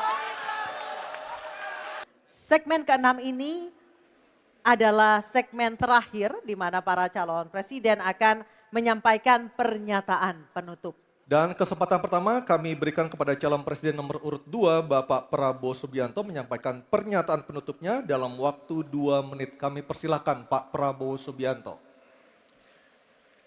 Saudara-saudara sekalian, kita patut bersyukur bahwa dalam beberapa dasawarsa ini negara kita terhindar dari konflik bersenjata dengan negara asing. Ini berkat kepemimpinan dan kenegarawanan pemimpin-pemimpin kita. Untuk itu, saya ucapkan terima kasih dan saya mengajak kita semua mengucapkan terima kasih kepada semua pemimpin dan presiden kita terdahulu. Juga saya bertekad manakala saya menerima mandat dari rakyat untuk tetap menjalankan politik bebas aktif, non-blok, menghormati semua negara, menjadi tetangga baik bagi semua negara di kawasan kita, menjaga jarak yang tidak terlalu jauh tapi juga tidak terlalu dekat dengan semua kekuatan, menjalin kerjasama ekonomi. Saya juga ucapkan terima kasih dan mengajak semuanya mengucapkan terima kasih kepada seluruh prajurit TNI dan Polri dan ASN di seluruh Indonesia yang telah bekerja keras untuk menjaga kita sehingga kita seperti sekarang siap untuk tinggal landas, siap untuk bangkit menjadi negara maju. Kita perlu untuk mempertahankan sistem yang sudah baik. Saya akan teruskan TNI dan Polri tetap berada langsung di bawah kendali Presiden untuk mempercepat reaksi dan memperpendek rentang kendali dan rentang komando. Saya juga akan memperbaiki kesejahteraan dan kualitas hidup TNI, Polri, dan ASN secara signifikan. Saya mengajak semua bangsa bersatu, rukun, dengan kerukunan, dengan persatuan, kita akan jadi kuat. Waktu habis, Terima kasih. Bapak Prabowo Subianto, terima kasih. Baik, selanjutnya kami berikan kesempatan. Baik, oke tenang dulu, tenang dulu. Kami beri kesempatan untuk calon presiden nomor urut 3 Bapak Ganjar Pranowo untuk menyampaikan pernyataan penutup. Waktu Bapak 2 menit, silakan. Terima kasih. Untuk mengakhiri ini tentu saja saya ingin membacakan kembali data, saya khawatir kita keliru. Kalau dari buku Himpunan RKAKL 2019-2004, anggaran Kementerian Pertahanan 2019 107,158, 2020 127,358, 2021 136,996 triliun. Ada peningkatan. Maksud saya agar kita tidak keliru pada soal data. Dan capaian IMF kita dari data lakibnya Kemenko Polhukam yang dipublish secara terbuka, karena kami tidak bisa mendapatkan data dari Kemenhan secara terbuka, maka minimum essential force kita memang kemungkinan akan berat untuk bisa terpenuhi. Maka Bapak Ibu, dalam konteks politik luar negeri kita, maka otonomi strategis menjadi begitu penting untuk meredefinisi dari politik kita yang bebas aktif. Duta besar cyber menjadi penting karena problem besar kita hari ini adalah pada dunia digital. Maka kita perlu duta besar ini untuk merespon perubahan-perubahan global yang ada. Duta besar krisis iklim kita perlukan, garda samudra sebagai strategi baru dari poros maritim dunia. 100% pesawat kita mesti siap tempur, alutsista kita mesti siap tempur, dan zero tolerance untuk kecelakaan pada alutsista kita. Kekuatan pertahanan Indonesia di angkatan cyber akan kita tingkatkan, dan anggaran pertahanan hingga 2% dari PDB. Keamanan mendorong pada profesionalisme kepolisian yang mau tidak mau harus kita lakukan. Badan Cyber Polri kita dorong sampai satuan baru di setiap Polda untuk TPPO, kekerasan terhadap perempuan dan anak. Tentu kesejahteraan prajurit dan keluarga menjadi begitu penting untuk mendapatkan perhatian. Dan beasiswa kuliah untuk anak prajurit dan bayangkara yang membutuhkan perlu kita lakukan. Indonesia Garda Samudra. We are Waktu Groot. habis, Bapak Ganjar Pranowo. Oke, tenang dulu. Baik, kesempatan berikutnya kami berikan kepada calon presiden nomor urut 1, Bapak Anies Baswedan, menyampaikan pernyataan penutupnya dalam waktu 2 menit. Silakan Pak Anies. Sebagai Presiden Republik Indonesia, maka prioritas pertama dan terutama adalah memastikan rasa aman pada tiap keluarga dan setiap jengkal tanah Indonesia. Dan itu artinya kita memastikan bahwa mereka yang diberi tugas untuk mengamankan dipikirkan kesejahteraannya. Memastikan bahwa kenaikan gaji tiap tahun, memastikan mereka punya rumah dinas, memastikan kesejahteraannya aman. Sehingga mereka bisa konsentrasi. Siapa itu? TNI, Polri, termasuk ASN di bidang pertahanan. Itu kunci nomor 1. Yang kedua, ketika kita berbicara tentang menjaga keamanan, maka kita juga berbicara tentang bagaimana pelibatan kita di dalam kancah internasional. Presiden akan menjadi panglima diplomasi dunia Indonesia di tingkat dunia. Hadir, mewarnai, membawa nilai-nilai Indonesia.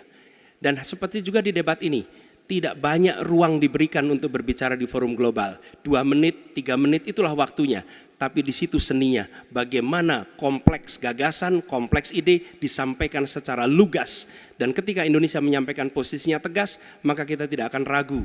Kita memperjuangkan penghapusan penjajahan di muka dunia. Maka Indonesia tidak sungkan untuk mengatakan pada negara manapun, hentikan penjajahan di tanah Palestina. Dan usahakan itu lewat diplomasi ke seluruh tempat. Bukan cuma sekedar statement dari Menteri Luar Negeri, tapi serius menjajaki seluruh kekuatan. Kita menginginkan Indonesia kembali menjadi kekuatan yang disegani. Dan mulainya dari mana?